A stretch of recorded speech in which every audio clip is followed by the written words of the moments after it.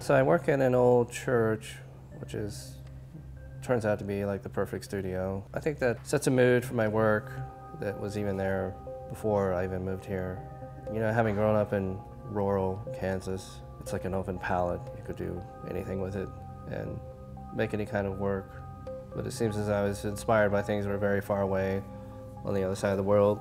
Going back to mythology, there's all sorts of imagery and storytelling that I have a lot of fun just intermixing. And that's what 3D collage is all these symbols and items and iconic representations all put together in some sort of way, rather chaotic, but in some sort of orderly fashion.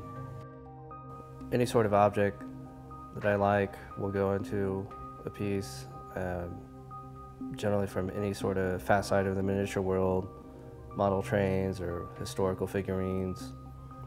So it's mostly plastic material, pretty lightweight, but high detail.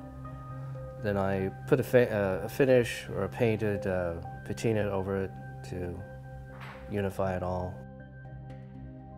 I think there's always a trickery of scale, because when people see my work, they think it's enormous. And then they'll see a photo of it on a wall, like, oh, they're so small. And so I like the idea of visual foolery. One thing I find interesting about human psychology is like the use of storytelling or myths in order to bridge across a statement, some sort of cross-cultural statement. And so I think for Howard's Hounds of Hell, there's these myths of these wild pack of strange dogs that run through the English countryside.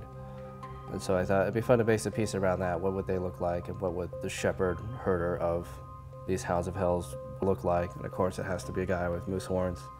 Star Wars is obviously completely infiltrated into our psyche, and so is politics. And so I felt it was a perfect marriage to bring them together. So that's how the Imperial Rice Fighter came to be. The idea is not to tell the story verbatim, but to just give some suggestions. And so I think the viewer has more fun coming up with the final conclusion of what the piece is about. But of course they're always wrong.